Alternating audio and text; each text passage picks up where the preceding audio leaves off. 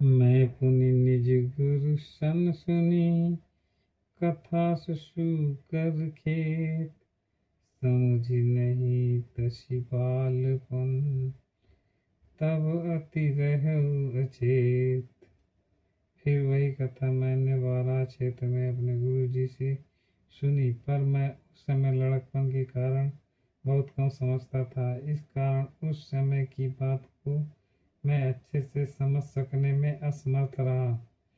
श्रोता वक्ता ज्ञान निधि, कथा राम के गुण। किमि समझो मैं जीव जड़, कलिमल ग्रसित विमूढ़।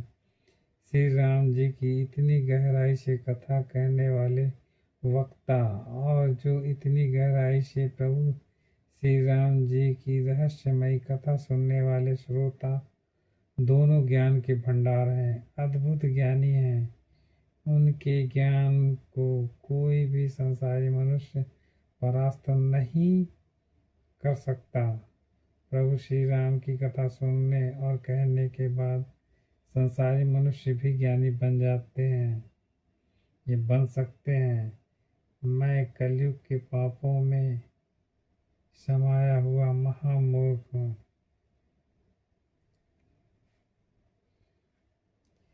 अज्ञानी जिद्दी जीव हूँ। इतनी अच्छी प्यारी ज्ञान की बातों को मैं कैसे समझ सकता, जब प्रभु श्री राम की कृपा नहीं होती।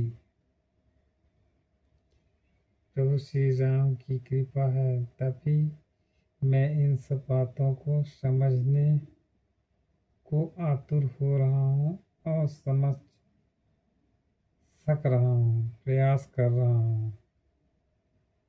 बड़ी कृपा है मेरे प्रभु श्री राम की मुझ पर। तदपि कहीं गुरु बारहि बारा, समुझ परी मति अनुसारा।